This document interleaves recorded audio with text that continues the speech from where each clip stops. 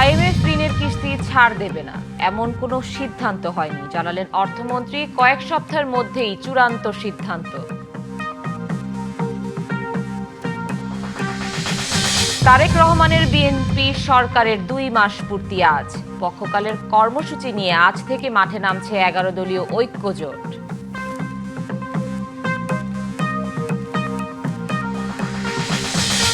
পশ্চিমবঙ্গ বিধানসভা নির্বাচনের আগে খুলছে না ভারতীয় পর্যটক ভিসা, বলছেন বিশ্লেষকরা। সরকারের পক্ষ থেকেও নতুন তথ্য নেই।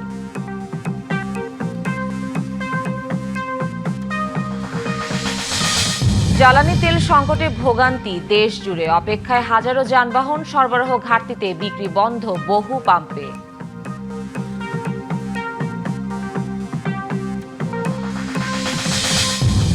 ইরানের হরমুজ খুলে দেওয়ার ঘোষণায় তেলের দাম কমল 11%। সোমবার আবারও পাকিস্তানে বসতে পারে তেহরান ওয়াশিংটন।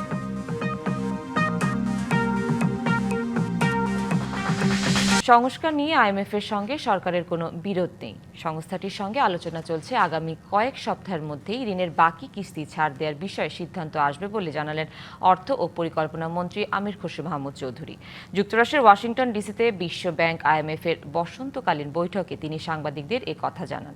অর্থ ও পরিকল্পনা মন্ত্রী দাবি করেন, বিশ্ব ব্যাংক, আইএমএফ সহ উন্নয়ন সহযোগী সংস্থাগুলো বাংলাদেশের বিষয়ে খুবই ইতিবাচক। তারা বিএনপি সরকারের নির্বাচনী ইশতেহারের সঙ্গে সমন্বয় করে উন্নয়নকে এগিয়ে নেয়ার বিষয়ে ইচ্ছা পোষণ করেছে বলেও দাবি করেন তিনি। আমির খসরু বলেন, উন্নয়ন সহযোগীদের সঙ্গে আলোচনা একটি চলমান প্রক্রিয়া। সরকার কিছু বিষয়ে উন্নয়ন সহযোগীদের সঙ্গে ঐক্যমতে এসেছে, আরও কিছু বিষয়ে আলোচনা এখনো চলমান আছে। আগামী কয়েক সপ্তাহের মধ্যেই রিজার্ভ ঋণের বাকি অর্থ ছাড়ের বিষয়ে চূড়ান্ত সিদ্ধান্ত আসবে বলেও জানান তিনি। আইএমএফ ঋণের অর্থ ছাড় করবে না গণমাধ্যমের এমন খবর ঠিক না বলেও জানান তিনি। এর আগে আইএমএফের আলাদা 2টি প্রতিনিধিদের সঙ্গে বৈঠক করেন তিনি। আইএমএফ এর সাথে যে আলোচনাটা সেটা অব্যাহত থাকবে, কারণ আমরা অনেকগুলো ইস্যু সলভ করেছি। কয়েকটা ইস্যু এখনো আলোচনার মধ্যে আছে, যে বিষয়গুলো এখনো রিজলভ হয় নাই, এগুলো আগামী দিনে আলোচনার মধ্যে আসবে। এটাই পরিষ্কার সিদ্ধান্ত। তারা হ্যাঁ না তো বলার কোনো সুযোগ নাই। এটা কোনো একদিনের সিদ্ধান্ত না, 1 ঘন্টার সিদ্ধান্ত না। এটা চলতেই থাকবে আলোচনা। এই 15 দিন পরও আবার আলোচনা চলবে। সবাই মোটামুটি বিএনপির নির্বাচনী যে ইশতেহার, এটার সাথে অ্যালাইন হয়েছে। কিভাবে এটা আমরা বাস্তবায়ন করবো, এখানে যে সমস্যাগুলো সমাধান করবো, অ্যাপ্রোচটা কি হবে, এটা নিয়ে আমাদের মধ্যে আলোচনা চলবে। প্রধানমন্ত্রী তারেক রহমানের নেতৃত্বে বিএনপি রাষ্ট্র পরিচালনার দায়িত্ব নেওয়ার 2 মাস পূর্ণ হলো আজ। এই সময়ে দল হিসেবে বিএনপি নির্বাচনের আগে দেওয়া একাধিক প্রতিশ্রুতি বাস্তবায়নের কাজ শুরু করেছে, যা রাজনৈতিক অঙ্গন সহ বিভিন্ন মহলে প্রশংসা কুড়াচ্ছে। এ উপলক্ষে বিকেল 3:30টায় প্রধানমন্ত্রীর তেজগাঁও কার্যালয়ে সংবাদ সম্মেলনের আয়োজন করেছে প্রেস উইং। 2 মাসের কার্যক্রম, অগ্রগতি ও পরিকল্পনা তুলে ধরা হতে পারে সংবাদ সম্মেলনে। গতকাল শুক্রবার প্রধানমন্ত্রীর প্রেস উইং থেকে এ তথ্য জানানো হয়। উল্লেখ্য, গত 12ই ফেব্রুয়ারি ত্রয়োদশ জাতীয় নির্বাচনে ভূমিধস জয় পায় বিএনপি। নিরঙ্কুশ সংখ্যাগরিষ্ঠতা অর্জন করে 17ই ফেব্রুয়ারি সরকার গঠন করে দলটি। বেশ কয়েকটি ইস্যুর পাশাপাশি অন্তর্বর্তী সরকারের বেশ কয়েকটি গুরুত্বপূর্ণ অধ্যাদেশ বাতিল করা নিয়ে সমালোচনা ও চ্যালেঞ্জের মুখে পড়েছে নতুন এই সরকার। এছাড়া দলের তৃণমূল পর্যায়ে নেতাদের অন্তর্কোন্দল ও নানা অপরাধমূলক কর্মকাণ্ডের কারণে এ সময়ে বিএনপি সরকারের ভাবমূর্তিকে প্রশ্নবিদ্ধ করেছে বলে মনে করা হচ্ছে। জুলাই সনদ ও গণভোটের রায় বাস্তবায়নের দাবিতে আজ থেকে পক্ষকালের কর্মসূচি নিয়ে মাঠে নামছে 11 দলীয় ঐক্যজোট। কর্মসূচির অংশ হিসেবে বিকেলে রাজধানীতে গণমিছিল করবে জোটটি। বৃহস্পতিবার 11 দলের বৈঠক শেষে নতুন কর্মসূচি ঘোষণা করেন জামায়াতে ইসলামীর সেক্রেটারি জেনারেল মিয়া গোলাম পরোয়ার। এছাড়া 25শে এপ্রিল ঢাকা ছাড়া প্রতিটি বিভাগীয় শহরে এবং 2রা মে প্রতিটি জেলা শহরে 11 দলীয় ঐক্যের গণমিছিল অনুষ্ঠিত হবে। তিনি বলেন, এ ধাপের কর্মসূচি শেষে পরবর্তী ধাপে দেশের প্রতিটি সিটি কর্পোরেশন ও বিভাগীয় শহরে 11 দলের উদ্যোগে সমাবেশ হবে। সমাবেশ সহ কর্মসূচির দিনক্ষণ পরবর্তী সময়ে 11 দলের লিয়াজো কমিটির বৈঠকে ঠিক হবে। এরপর 11 দল রাজধানীতে মহাসমাবেশ করবে। সেই মহাসমাবেশ থেকে পরবর্তী কর্মসূচি ঘোষণা করা হবে। বাংলাদেশের জন্য কবে খুলবে ভারতের পর্যটক ভিসা? সাধারণ মানুষের এমন আগ্রহ থাকলেও দুদেশের আন্তর্জাতিক সম্পর্ক বিশ্লেষকরা মনে করছেন, পশ্চিমবঙ্গে বিধানসভার নির্বাচন শেষ না হওয়া পর্যন্ত খুলছে না পর্যটক ভিসা। এ নিয়ে সরকারের পক্ষ থেকে নতুন কোনো তথ্যও নেই। শুভেচ্ছা সফরে এপ্রিলের ৭ ও ৮ তারিখ দিল্লি যান পররাষ্ট্রমন্ত্রী খলিলুর রহমান। তার আগে পররাষ্ট্র প্রতিমন্ত্রী শামা ওবায়দ জানিয়েছিলেন ভারত ভিসা স্বাভাবিক করবে বলে কথা দিয়েছে। ভারত সরকার তো ওরা বলেছে যে ওরা ভিসাটা নর্মালাইজ করে নতুন সরকার প্রতিষ্ঠিত হয়েছে, তো সুতরাং তারাই বলেছে যে তারা নতুনভাবে বাংলাদেশের সাথে সম্পর্ক রাখতে চায়। কিন্তু 2024-এর 5ই আগস্টের পর থেকে এখন পর্যন্ত বন্ধই রয়েছে বাংলাদেশের জন্য পর্যটক ভিসা। পররাষ্ট্রমন্ত্রীর ভারত সফরের পর ভারতের পররাষ্ট্র মন্ত্রণালয়ের দেয়া বিবৃতিতে ব্যবসা এবং চিকিৎসা ভিসা আরও সহজ করার কথা বলা হয়, যা আগে থেকেই চালু ছিল। একটা হলো পশ্চিমবঙ্গে নির্বাচন আছে এবং আমরা ভালো করেই জানি যে এই নির্বাচন প্রচণ্ড একটা সেন্সিটিভ নির্বাচন। এই কারণে যেহেতু তারা SIR নামে একটা জিনিস করেছে, বেশিরভাগই যারা ভোট দিতে পারবে না তার মধ্যে মুসলিম কমিউনিটি বড় আকারেই তাদের নাম আছে। কারণ তৃণমূল কংগ্রেস বরাবরই কিন্তু মাইনরিটি ভোট পেয়ে আসছিল। তো আমার মনে হয় এই সময় এই ট্যুরিস্ট ভিসা করবে না, কারণ ট্যুরিজমের মধ্যে অনেক কিছু হতে পারে ইত্যাদি। তারা নির্বাচন শেষ হলে আমার মনে হয় এই জায়গায় শিথিল করবে। আন্তর্জাতিক সম্পর্ক বিশ্লেষকদের মতে কূটনৈতিক অন্য সম্পর্ক স্বাভাবিক থাকলেও পশ্চিমবঙ্গের নির্বাচনের আগে খোলার সম্ভাবনা নেই সব ধরনের ভারতীয় ভিসার। আমি বিশেষ রকমভাবে বিশ্বাস করি পশ্চিমবাংলার ভোট মিটে গেলেই ভারত বাংলাদেশের মধ্যে ভিসা সমস্যাও মিটে যাবে এবং সেটা অনেক বেশি লুজ এবং অনেক বেশি ইজি হয়ে যাবে বাংলাদেশের মানুষের কাছে এবং ভারতের মানুষের কাছে একে অপরের দেশে যাতায়াত করার জন্য। তারা বলছেন ভিসা সহজ করা দুই দেশের সম্পর্ক স্বাভাবিক হবার বড় নির্ধারক। ইশরাত জাহান উর্মি, ডিবিসি নিউজ, ঢাকা। কোনো কিছুতেই স্বাভাবিক হচ্ছে না দেশের জ্বালানি তেলের পরিস্থিতি। রাজধানীতে বেশিরভাগ ফিলিং স্টেশনে তেলের জন্য অপেক্ষা করতে হচ্ছে 10 থেকে 12 ঘন্টা পর্যন্ত। ডিপো থেকে জ্বালানি তেল পেতে বিলম্ব হওয়ায় যেন ভোগান্তি বেড়েছে আরও কয়েক গুণ। সকালে রাজধানীর অধিকাংশ ফিলিং স্টেশন ঘুরে দেখা যায় ডিপো থেকে জ্বালানি আসতে দেরি হওয়ায় বেড়েছে ভোগান্তি।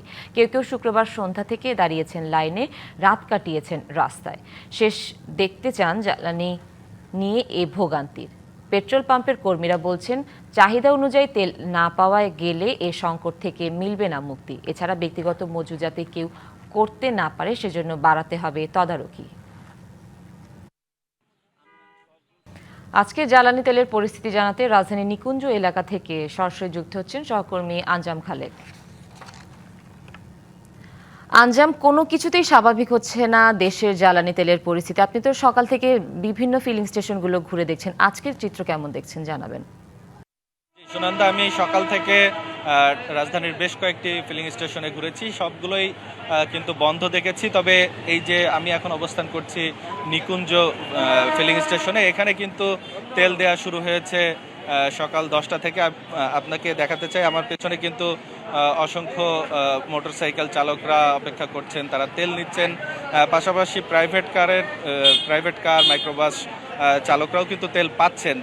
কর্তৃপক্ষ বলেছেন যে সকাল 10টা থেকে আসলে তারা তেল দেওয়া শুরু করেছেন। তবে আজকে এই নিকুঞ্জ ফিলিং স্টেশনে তেল পেয়েছেন 36,000 লিটার অকটেন। সুতরাং তারা বলছেন যে এই যে পরিমাণ তেল পাওয়া গেছে তাতে বিকেল নাগাদ অর্থাৎ 4টা থেকে 5টার মধ্যে তেল শেষ হয়ে যাবে। এরপরে কিন্তু পাম্প বন্ধ করতে হবে বলে তারা বলেছেন। কারণ হচ্ছে ডিপো থেকে তাদের যে চাহিদা রয়েছে সেই চাহিদা অনুযায়ী কিন্তু তেল পাচ্ছেন না। আমরা একজন তেল নিয়েছেন, কথা বলতে চাই। আপনি কিছুক্ষণ আগেই তেল নিলেন, কতক্ষণ অপেক্ষা করে এবং কি পরিমাণ ভোগান্তির শিকার হয়েছেন? রাতের সিরিয়াল দেওয়া হয়েছে রাতের 1টার দিকে। এরপরে আজকে এখন মাত্র তেল নিলাম, মানে আজকে আর সারাদিন কিছু করা লাগবে না, সারাত না ঘুমায় আজকে আর কিছু করা যাবে। তার মানে একদিন তেল নিতে গেলে 3 দিন নাই মিনিমাম, তারপর আবার 800 টাকা লিমিটেড। সুনন্দা, শুনছিলেন যে আসলে তারা যেই পরিমাণ তেল চাচ্ছেন সেই পরিমাণ তেলও কিন্তু পাচ্ছেন না। আমরা আরেকজনের সাথে কথা বলতে চাই।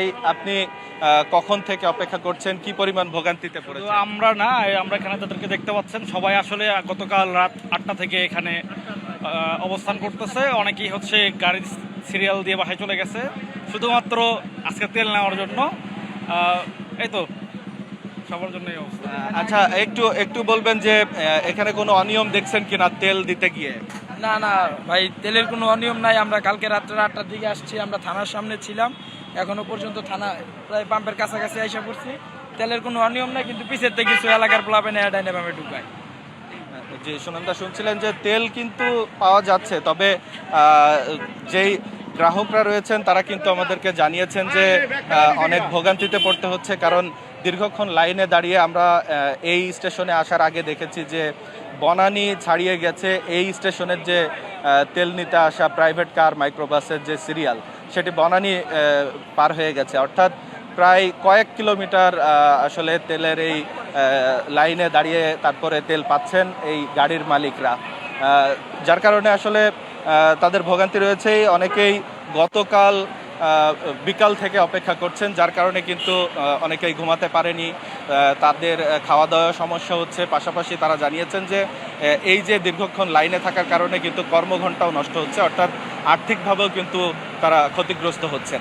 সুনন্দা। আঞ্জাম, ধন্যবাদ আপনাকে। গরম বাড়তে না বাড়তেই আবারও দেখা দিয়েছে লোডশেডিং, ফলে জনসাধারণের দুর্দশা চরমে উঠেছে।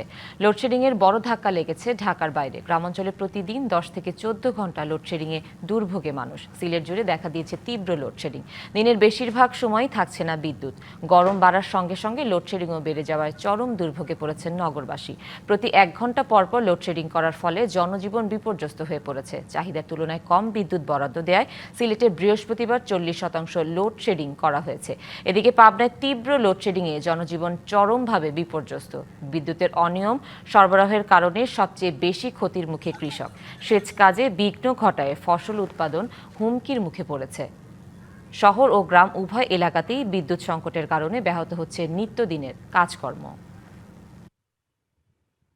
শরীয়তপুরে বেশিরভাগ সময় বিদ্যুৎ না থাকায় বেড়েছে ভোগান্তি। বিদ্যুৎ সরবরাহ চাহিদার তুলনায় কম থাকায় 5 থেকে 7 ঘন্টার উপরে লোডশেডিং স্থবির হয়ে পড়েছে মানুষের জনজীবন। এ নিয়ে বিস্তারিত জানাতে শরীয়তপুর থেকে যুক্ত হচ্ছেন সহকর্মী রাজীব হোসেন রাজন।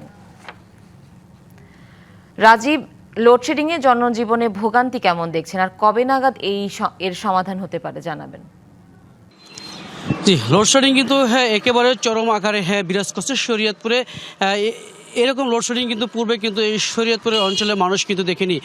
আমরা কথা বলেছি পল্লী বিদ্যুতের সঙ্গে, তারা যে জিনিসটি যে জানিয়েছেন বেশ কিছুদিন যাবতেই কিন্তু লোডশেডিংয়ে বেড়েছে। তাদের যে চাহিদা সেই চাহিদার তুলনায় কিন্তু অনেক অংশ কম কিন্তু বিদ্যুৎ তারা সরবরাহ করতে পারছেন। পল্লী বিদ্যুতের বিষয়ে যদি আমি বলি 5 থেকে 7 ঘন্টা কিন্তু লোডশেডিং দেওয়া হচ্ছে পল্লী বিদ্যুৎ। এবং আমি যদি একটা জিনিস পাওয়ার ডিস্ট্রিবিউশন যেই আছে এদের যে লোডশেডিং রয়েছে, এরা দিনে 3 থেকে 4 ঘন্টার মতো লোডশেডিং দিচ্ছে। এই লোডশেডিংয়ের কারণে কিন্তু শরীয়তপুরের কৃষিক্ষেত্রে কিন্তু বেশ প্রভাব পড়েছে। এই মুহূর্তে যে ধানের যে ফলনটা এসেছে, সে ধানের ফলনে কিন্তু তারা পানি দিয়ে তাদের সমস্যা হচ্ছে। আমি এই মুহূর্তে কথা বলবো একজনের সঙ্গে। আসলে এই যে শরীয়তপুরে হঠাৎ করে যে লোডশেডিং রয়েছে, এই লোডশেডিংটা হওয়াতে কী কী সমস্যা হচ্ছে আপনাদের? এই লোডশেডিংয়ের জন্য আমাদের শরীয়তপুরের মানুষের ভোগান্তি শিকার হচ্ছে। পড়াশোনা বাচ্চারা ঠিকমতো করতেছে না, দিনে 4-5 বার কারেন্ট চলে যাচ্ছে। আমরা এর স্থানীয় একটা সমাধান চাচ্ছি। হ্যাঁ, এই লোডশেডিংয়ের জন্য রাত্রে পড়াশোনা করা যাচ্ছে না, দুপুরবেলা যে একটু রেস্ট নেবে কারেন্ট থাকে না, মানুষের অনেক ভোগান্তি শিকার হচ্ছে মানুষ। মানে এই লোডশেডিং কতদিন যাবত এমন হচ্ছে? প্রায় অনেক দিন যাবতে হচ্ছে, এর সমাধান কোনো পাচ্ছি না। এই প্রায় সময় এগুলোই হচ্ছে।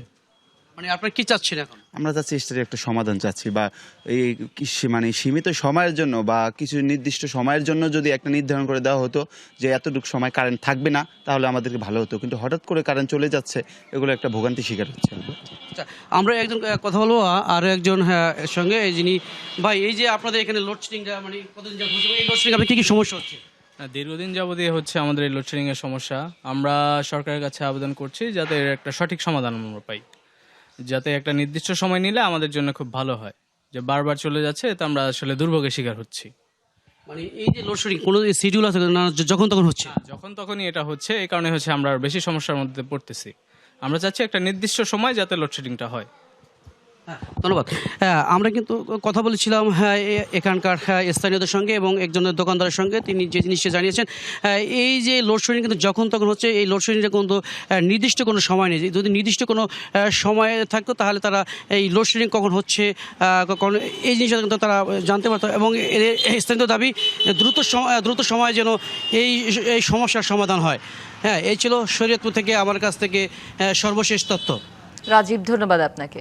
লক্ষ্মীপুরের চৌমোহনী টু লক্ষ্মীপুর সড়কের 4 লেনের কাজ পরিদর্শন শেষে চন্দ্রগঞ্জ থানার উত্তর জয়পুর খালের পুনঃখনন উদ্বোধন করেছেন পানি সম্পদ মন্ত্রী শহীদ চৌধুরী অ্যানি। সরাসরি যুক্ত হচ্ছে সেখানে। আমরা আজকে মাটি কাটার মাধ্যমে কাজ শুরু করেছি। এই খালটি পুনঃখনন হলে এই এলাকার 600 হেক্টর জমি খালের দুই পাড়ে, জমির মধ্যে যারা চাষাবাদ করেন তারা সবচেয়ে বেশি উপকার পাবেন। এক কথা বলা যায় উৎপাদন দ্বিগুণ হবে। আমাদের এলাকায় প্রচুর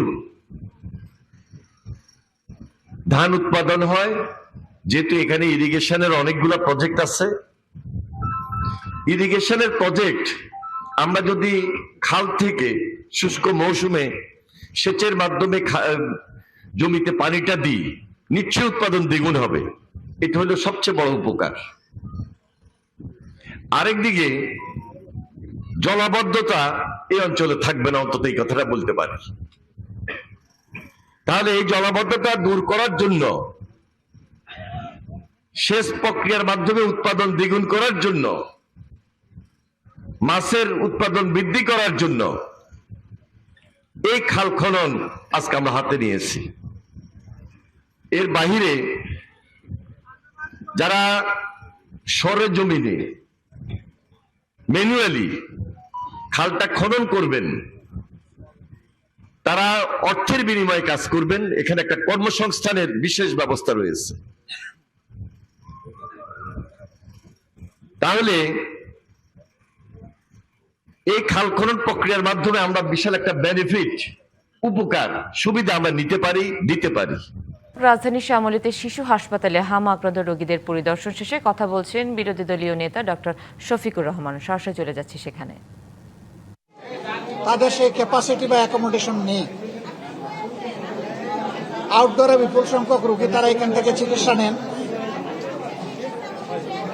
একটা দিক ভালো আমরা দেখে আসলাম যে হাসপাতালটা পরিষ্কার পরিচ্ছন্ন এবং ফ্লোরের মধ্যে, রাস্তার মধ্যে কোনো বেড ফেলা নেই। এখানে সরকারি হাসপাতালগুলোতে গেলে ভিন্ন দৃশ্য দেখা যায়, এইটা এখানে নেই। আমরা আলাপ আলোচনায় যেটা বুঝতে পারলাম